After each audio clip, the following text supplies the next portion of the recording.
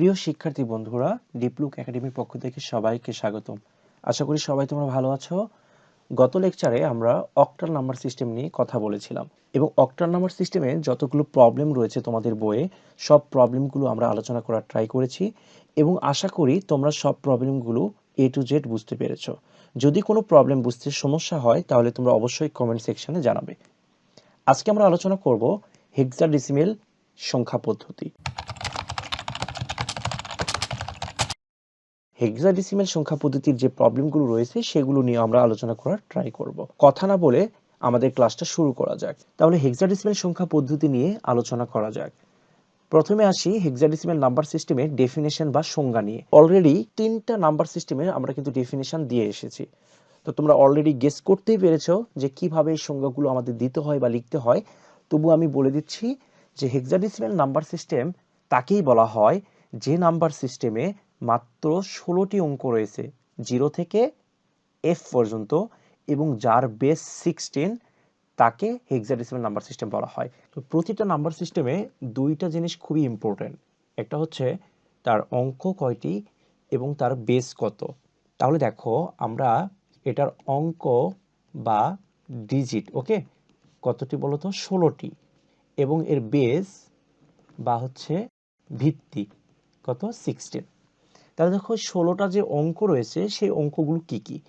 0 থেকে 9 পর্যন্ত 10টা, দেন এই 9-এর পর বা 9-এর পর A B C D E F, ঠিক আছে, এই 6টা, এই মিলে কত হলো 16।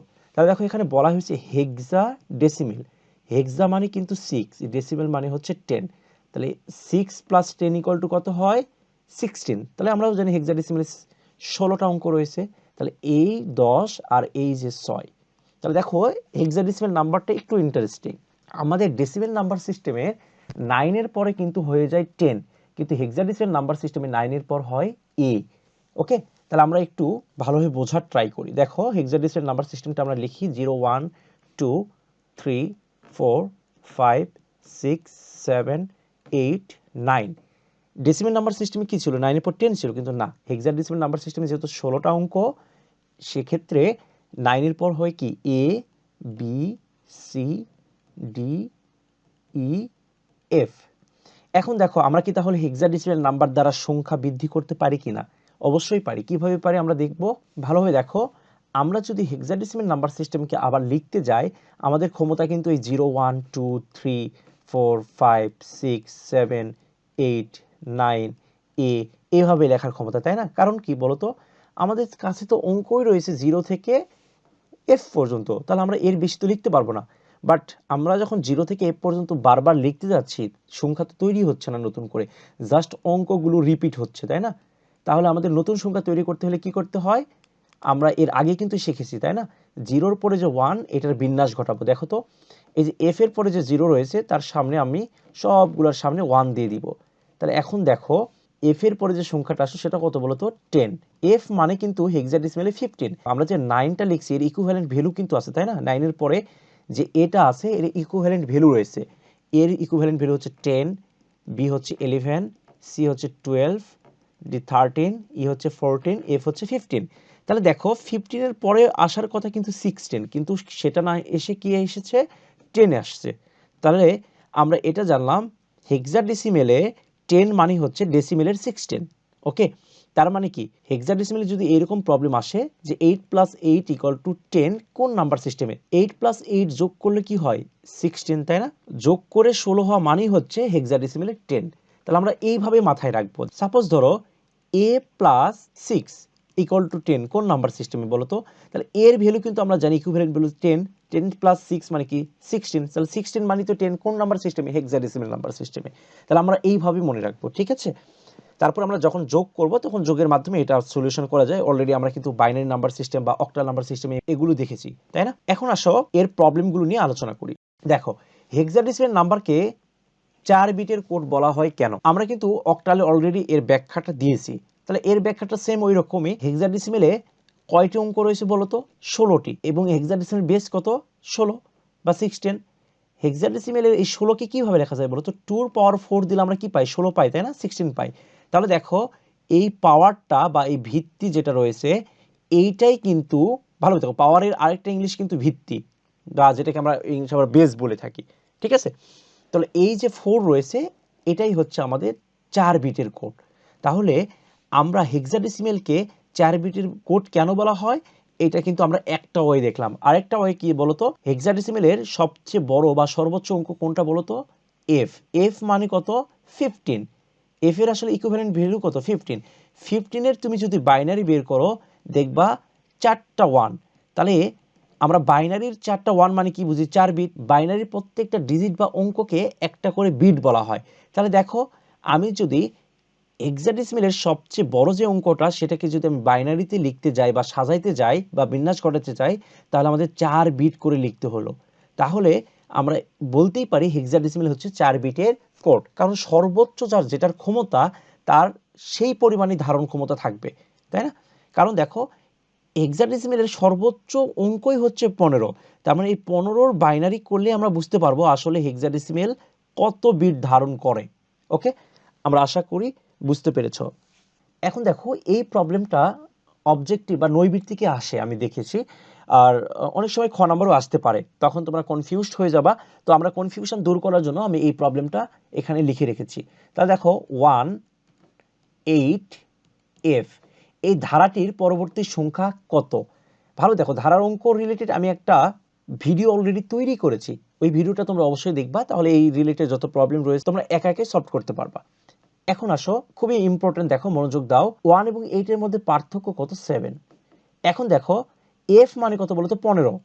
তাহলে দেখো এই দুটার মধ্যে পার্থক্য কত, 7 হয়ে গেল, তাই না? ভালোই দেখো, একের সাথে যদি 7 যোগ করো তাহলে কত হবে বলতো, 8 হবে। এবং 8 এর সাথে 7 যোগ করলে কত হয়, 15 হয়। 15 মানে কিন্তু হেক্সাডেসিমেলের এফ, তাই না? এখন আসো তার পরবর্তী সংখ্যা কত হবে। তার মানে আমরা বুঝতে পারলাম যে প্রথম পদের সাথে 7 যোগ করলে পরের পদ পাবো। তাহলে দেখো এটাই কিন্তু হয়েছে, দেখো এই প্রথম পদের সাথে এই 7 যোগ করলে পরের পদ পাইছি। তাহলে এই পদের সাথে আবার 7 যোগ করলে এই তার পরের পদ পেয়েছি, তাই না? তাহলে তার পরের পদ পাইতে গেলে আমাকে কি করতে হবে, এই এফ এর সাথে আমাকে 7 যোগ করতে হবে। এখন আসলো মেইন খেলা। এফ মানে কত বলতো, এফ এর ইকুইভ্যালেন্ট ভ্যালু হচ্ছে 15। তাহলে 15 এর সাথে আমি যদি 7 যোগ করি, ভালোভাবে দেখো 15 এর সাথে যদি 7 যোগ করি আমরা কত পাবো, 22। এখন আসো আমরা কি এখানে ডিরেক্ট 22 লিখতে পারবো বলতো, না লিখতে পারবো না, কারণ 22 বলতে এই হেক্সাডেসিমাল নাম্বার সিস্টেমে আসলে কোনো অঙ্ক নেই।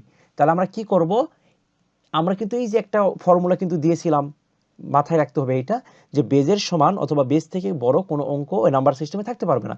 তাহলে দেখো হেক্সাডেসিমালে বেজই হচ্ছে 16 বা 16, তাহলে এখানে 22 তো থাকতে পারবে না। তাহলে আমরা বেসটা বিয়োগ করে দিব। তাহলে দেখো এই যোগফল থেকে বেস বিয়োগ করে দিলাম, বিয়োগ করলে কি হয় দেখো তো, 6। তাহলে আমরা এখানে 6 লিখব। এবং দেখো আমরা এটাও বলেছি যে বেস একবার যোগ করা হোক কি বিয়োগ করা হোক, ক্যারি কত থাকবে, ক্যারি থাকবে হচ্ছে 1। এই যে ক্যারি 1 এটা সামনে চলে আসবে। ওকে, তাহলে কত হইল, 16। তাহলে এই ধারাটির এফ এর পরবর্তী সংখ্যাটা হবে 16। আশা করি তোমরা বুঝতে পেরেছো। কম্পিউটার বাইনারি সংখ্যা পদ্ধতির পাশাপাশি হেক্সাডেসিমাল সংখ্যা পদ্ধতি ব্যবহার করে। এটা কেন ব্যবহার করে সেগুলো বোঝার ট্রাই করি, ঠিক আছে? দেখো আমরা জানি কম্পিউটার বাইনারি সংখ্যা পদ্ধতি ইউজ করে, ঠিক আছে? তো বাইনারি সংখ্যা পদ্ধতিতে আসলে দুইটা অঙ্ক বা ডিজিট রয়েছে, একটা হচ্ছে 0, একটা হচ্ছে 1। তার মানে কম্পিউটারের অপারেশন 0 এবং 1 দ্বারা হয়ে থাকে। এখন আসো হেক্সাডেসিমেলে কথা বলি। হেক্সাডেসিমেলে মেইনলি আমাদের ডিজিট রয়েছে 16টি। তার মধ্যে 9 এর পর A B C D E F, ঠিক আছে? 0 থেকে 9, তারপরে হচ্ছে A B C D E F পর্যন্ত। ভালোভাবে মনোযোগ দাও, আমরা হেক্সাডেসিমেল নাম্বার কিন্তু 4 বিট আকারে লেখা হয়। ভালোভাবে মনোযোগ দাও, 4 বিটের কথা বলা হয়েছে। তো বিট কাকে বলে, বাইনারি ডিজিটকে বিট বলা হয়। তাহলে দেখো আমরা যদি এ বলি, এর ইকুইভ্যালেন্ট ভ্যালু হচ্ছে 10, আর 10 এর বাইনারি হচ্ছে 1010। তাহলে কম্পিউটারে আমরা যদি এ লিখি হেক্সাডেসিমেলে, তাহলে এই একটা ডিজিট দ্বারা 4টা বিটকে আমরা রিপ্রেজেন্ট করতে পারতেছি, ঠিক আছে? বাট বাইনারির একটা ডিজিট দ্বারা একটা বিটই কিন্তু রিপ্রেজেন্টেশন বা রিপ্রেজেন্ট হয়, এটা আমরা কিন্তু অলরেডি জেনে গেছি, তাই না? কারণ কি বলতো, বাইনারির 0 মানেই হচ্ছে একটা ডিজিট, আর বাইনারি প্রত্যেকটা ডিজিটকে এক একটা করে বিট বলা হয়, ঠিক আছে? তাহলে আমরা যদি এ বি সি লিখি তাহলে অলরেডি কিন্তু এখানে ভালোভাবে দেখো, এখানে 4 বিট, এখানে 4 বিট, এখানে 4 বিট, তাহলে কত হলো বলো তো? 3টা অঙ্ক দ্বারা আমরা মোট 12টা বিটকে রিপ্রেজেন্ট করতে পারতেছি। তাহলে এই জন্য আধুনিক কম্পিউটার হেক্সাডেসিমাল সংখ্যা পদ্ধতি ব্যবহার করে। ওকে, আশা করি তোমরা বুঝতে পেরেছো। এখন আসো নেক্সট প্রবলেম, 5D কি ধরনের সংখ্যা? 5D, তাহলে তোমাদের সবচেয়ে সহজ পদ্ধতি আমি বলি, দেখো এরই সাথে কোনো সংখ্যার সাথে A B C D E F এই 6টা লেটার, এই 6টা লেটার যদি ডিরেক্ট থাকে তাহলে বুঝবা এটা হেক্সাডেসিমাল নাম্বার। বাট 5-এর সাথে মনে করো যে এক্স বা ওয়াই দেওয়া আছে, তাহলে এটা অবশ্যই ইনভ্যালিড, কারণ এক্স ওয়াই বলতে তোমার হেক্সাডেসিমালে কোনো অঙ্কই নেই, তাই না? তার মানে আমরা এটা খুবই কনসার্ন যে কোনো সংখ্যার সাথে এই এ থেকে এফ পর্যন্ত যে কোনো লেটার যদি যুক্ত থাকে তাহলে আমরা ডিরেক্ট বুঝবো এটা হেক্সাডেসিমাল নাম্বার। এক্ষেত্রে আমার বেস জানারও প্রয়োজন নেই। বাট তোমাকে যদি বলা হয় 2 3 5 এটা কোন নাম্বার সিস্টেম বা এটা কোন নাম্বার, তাহলে তুমি কিন্তু কনফিউশনে পড়ে যাবে। কারণ কি দেখো তো, এটা অক্টাল নাম্বার সিস্টেমও হতে পারে, এটা ডেসিমেল নাম্বার সিস্টেমও হতে পারে, এটা হেক্সাডেসিমাল নাম্বার সিস্টেমও হতে পারে। তাহলে এইরকম একটা প্রবলেম কিন্তু তোমাদের মাঝে মাঝে নৈবিত্তিকে থাকে। সাপোজ ধরো 2 3 6 বলতে পারে যে এই সংখ্যাটি কোন কোন নাম্বার সিস্টেম হতে পারে। তাহলে দেখো আমরা এখানে বেস দ্বারা বুঝবো, ঠিক আছে? তো এখানে ভালোভাবে মনোযোগ দাও, যদি বাইনারি বলি তাহলে বাইনারি বেস কত? 2। তাহলে বাইনারির বেস 2 হইলে আমরা এটা জানি যে বেজের সমান্তরাল বেস থেকে বড় কোনো অঙ্ক এই নাম্বার সিস্টেমে থাকতে পারবে না। এখানে অলরেডি 2 আছে এবং তার বড় অঙ্কগুলোও আছে, তার মানে এটা বাইনারি নাম্বার সিস্টেম না। তারপরে দেখো অক্টাল নাম্বার সিস্টেম, অক্টালের বেস কত? 8, 8-এর চেয়ে ছোট সবগুলো ডিজিটই এখানে আছে, তার মানে এটা অক্টাল নাম্বার সিস্টেমও হবে। এটা দেখো ডেসিমেল নাম্বার সিস্টেমও হবে, কারণ দেখো 10-এর সমান কোনো ডিজিট নেই। তারপরে দেখো এটা হেক্সাডেসিমাল নাম্বার সিস্টেমও হবে, কোনো সমস্যা নেই। তাহলে এরকম প্রবলেম আমরা ফেস করে থাকি। ওকে, আশা করি তোমরা সব প্রবলেমগুলো বুঝতে পেরেছো। আমার চ্যানেলে যদি নতুন হয়ে থাকো তাহলে অবশ্যই ভিডিওটাতে লাইক কমেন্ট এবং শেয়ার করবা এবং আমার চ্যানেলটাকে সাবস্ক্রাইব করে বেল বাটনে ক্লিক করে রাখবা, যাতে নতুন নতুন এইরকম মজার এবং ইম্পর্টেন্ট ভিডিওগুলো তোমাদের নোটিফিকেশনে চলে আসে।